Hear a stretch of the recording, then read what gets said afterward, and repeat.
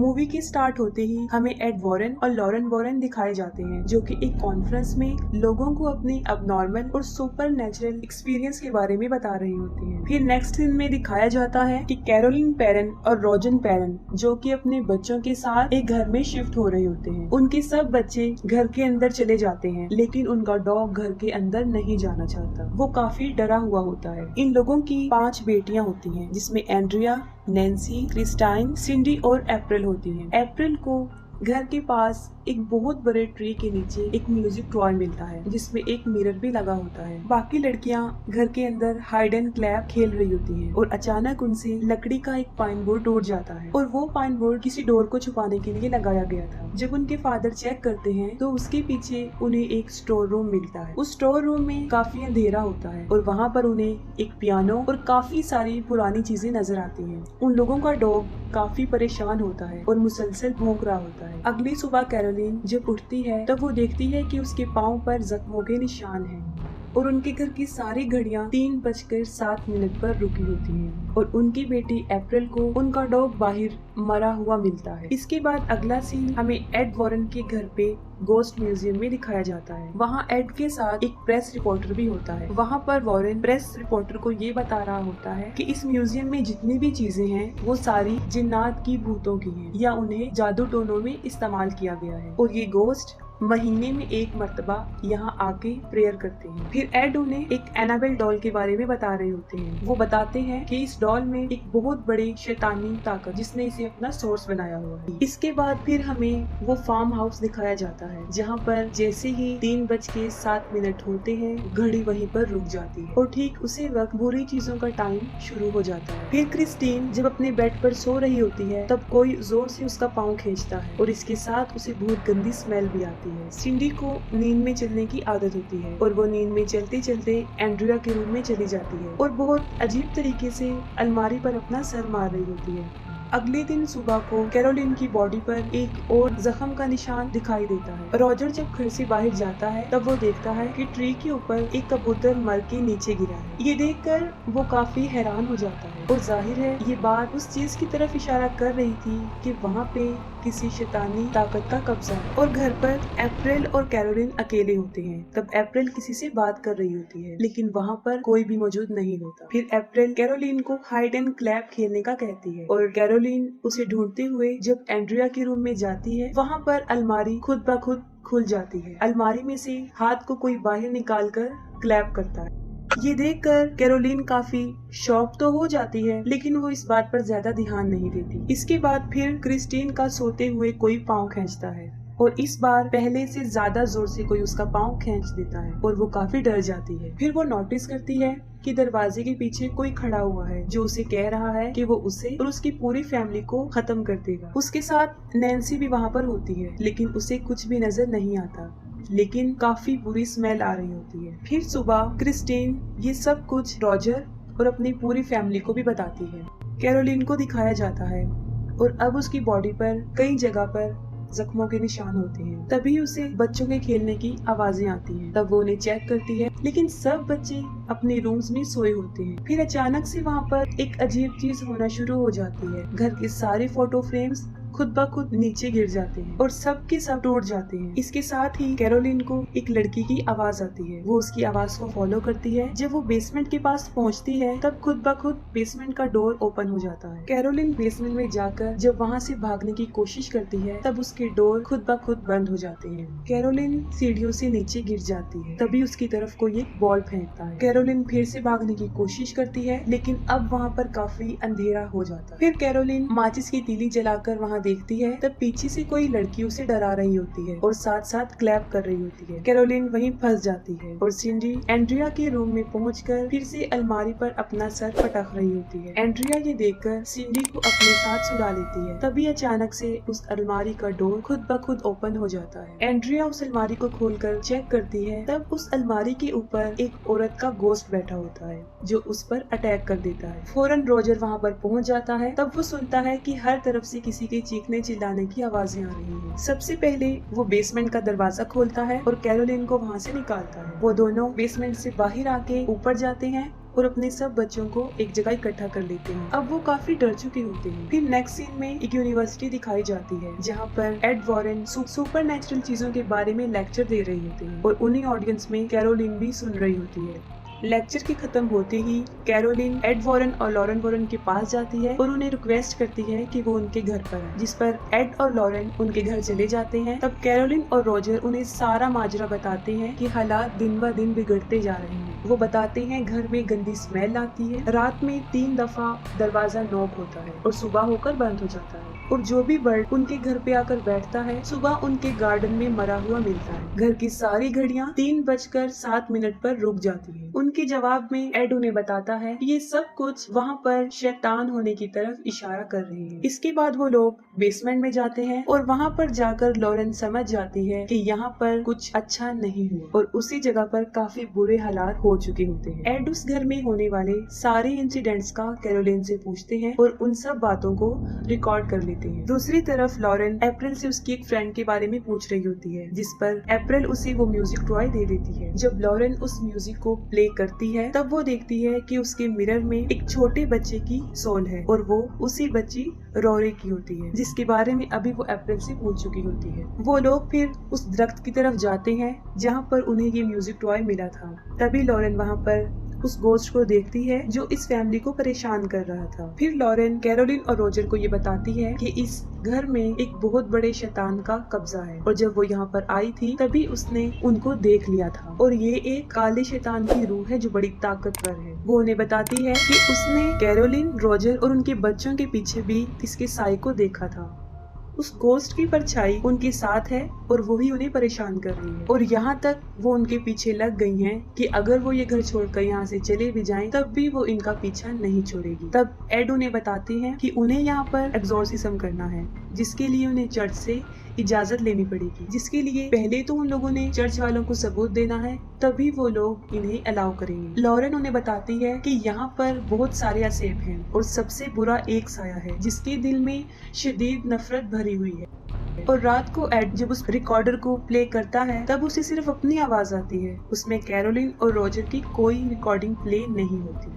और Lauren add को इस जगह की हिस्ट्री के बारे में बताती है कि एक आदमी ने यहाँ पर एक फार्म हाउस बनाया था। उस आदमी ने एक औरत के साथ शादी की थी जो काले जादू पर बहुत यकीन करती थी, यहाँ तक कि वो खुद भी काला जादू करती थी और वो शैतान को मानने वाली थी। उस औरत का नाम बादशिबा था और बादशिबा ने अपने 7 दिन के बच्चे को जलाकर उसकी कुर्बानी दे दी थी और जब ऐसा करता उसके हस्बैंड ने उसे देख लिया था तब वो भागकर बाहर आई और एक दरख्त पे चढ़ के उसने सुसाइड कर ली और खुद को फांसी दे दी। इस इंसिडेंट के बाद उस घर में कई ज्यादा डेथ्स हुई, जैसे रोरी नाम का एक बच्चा गुम हो गया था और उसके गम में उसकी माँ ने उसी घर के स्टोर रूम में सुसाइड कर ली थी। इसके अलावा उस घर की एक नेबर ने भी वहाँ पर सुसाइड की और एक बच्चे की वहाँ पर मौजूद एक तालाब डूबने से मौत हो गई थी। वो लोग जब ये बातें कर रहे होते हैं तब अचानक से प्लेयर खुद ब खुद प्ले हो जाता है और अब एड की आवाज के साथ एक गोस्ट की आवाज भी आती है जो कि काफी खौफनाक थी और उस वक्त टाइम भी 3:07 हो रहे होते हैं। अगले दिन एड और लॉरेन रोजर के घर पे जाते हैं और सारे सबूत इकट्ठे करते हैं ताकि वो चर्च को दिखा सके।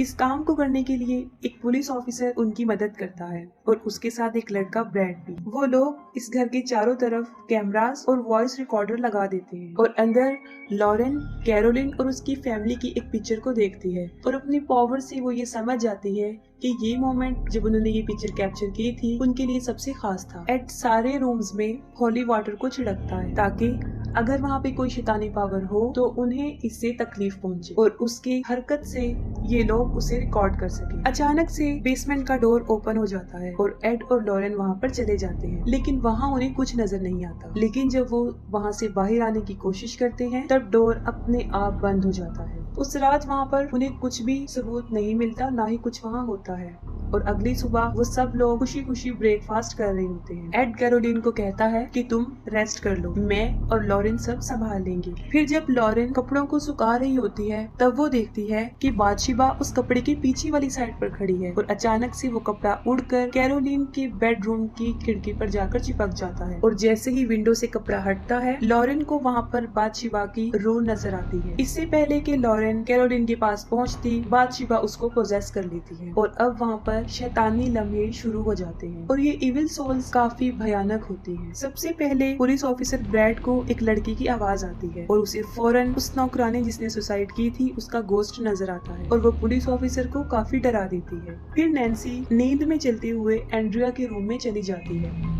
इसके साथ ही उस रूम का डोर लॉक हो जाता है। जब नैन्सी नींद में चल रही होती है तब सारे कैमरास उसकी फोटो कैप्चर कर लेते हैं, जिससे ये साफ जाहिर था कि वहाँ पर नैन्सी के अलावा भी कोई मौजूद है। और जब नैन्सी रूम में होती है तब उसे एक बच्चे की आवाज आती है जो उसे कह रहा होता है कि वो छुप जाए। सब लोग उसी रूम की तरफ भागते हैं, लेकिन ना तो उन्हें वहाँ वो बच्चा नजर आता है और ना ही नैन्सी। एड उसे टॉर्च लाइट की मदद से ढूंढ रहा होता है। तब वो देखता है कि नैन्सी दो दीवारों के बीच एक खाली जगह है, वो वहाँ पर है। अप्रैल लॉरेन को बताती है कि जब भी रोरी डरा हुआ होता है वो उसी जगह पर जाकर छुपता है, जिस पर लॉरेन फौरन उस जगह पर पहुँच जाती है। वहाँ पर उसे बच्चे के टॉयज नजर आते हैं और म्यूजिक प्ले की जगह भी, और वहाँ पर उसे वो रस्सी भी मिल जाती है जिससे बादशिवा ने सुसाइड किया था। अचानक से वहाँ पर एक लकड़ी टूट जाती है और लॉरेन वहाँ से गिर जाती है और एक स्टोर रूम में आ जाती है। वहाँ पर लॉरेन उस म्यूजिक के गिलास में देखती है, तब उसे रोरी की मदर की सोल नजर आती है जो कि बुरी तरह रो रही होती है।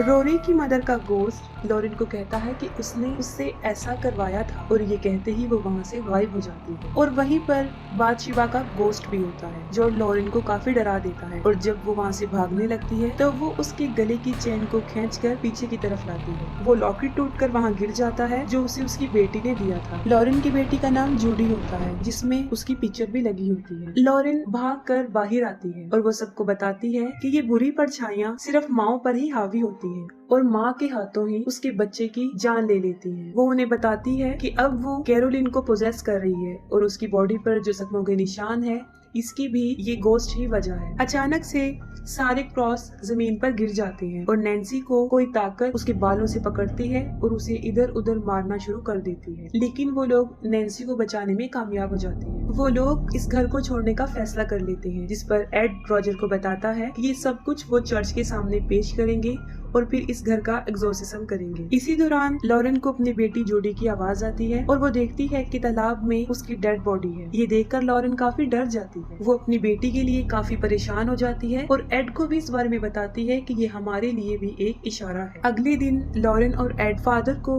उस घर में होने वाले वाकयात के बारे में बताते हैं और सारे सबूत भी दिखाते हैं, और उनके पास वो पिक्चर भी होती है जब नैन्सी नींद में चल रही होती है और उस वक्त वहाँ पर नैन्सी के साथ रोरी की सॉल भी खड़ी होती है, जिसके लिए फादर उन्हें ये कहते हैं कि एग्जॉर्सिज्म के लिए उन लोगों को मजीद आगे से परमिशन लेनी होगी क्योंकि ये लोग कैथलिक नहीं हैं। फिर हमें लॉरेन एड की बेटी जूडी दिखाई जाती है और वो बादशिवा का गोश्त उसके लॉकेट के जरिए उस बच्ची के पास पहुंच जाता है। तभी वो जूडी का पाँव खींचती है जिससे वो जाग जाती है और काफी डर जाती है और अपने मदर और फादर को ढूंढते हुए अपने रूम से बाहर आ जाती है। और यहाँ पर हम ये भी देखते हैं कि उनके उस गोस्ट म्यूजियम में वो अनाबेल डॉल नहीं है, जिससे जूडी काफी डर जाती है। और उसी वक्त वहाँ पर बादशिवा नजर आती है जिसकी गोद में वो अनाबेल डॉल बैठी होती है। बादशिवा जूडी को डराती है और उसे नुकसान पहुंचाने की कोशिश भी करती है, लेकिन बिल्कुल ठीक वक्त पर एड और लॉरेन वहां पर पहुंच जाते हैं और अपनी बेटी की जान बचा लेते हैं। और दूसरी तरफ कैरोलिन, अप्रैल और क्रिस्टाइन को अपने साथ कहीं पर लेकर जा रही होती है,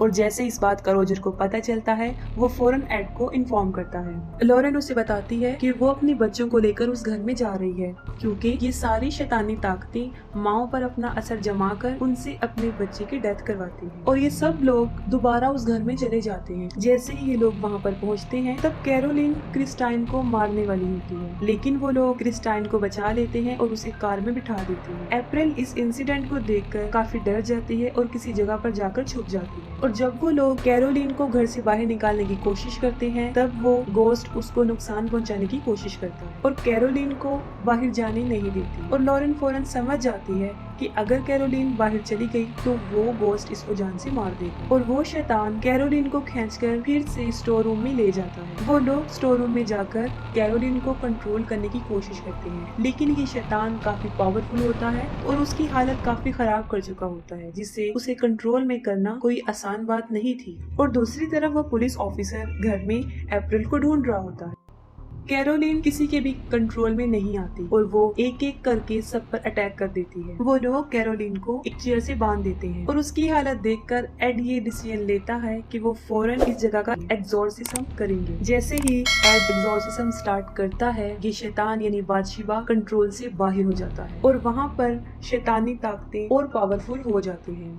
लेकिन एड नहीं रुकता और वो एग्जॉर्सिज्म के वर्ड्स को मुसलसल बोलता रहता है।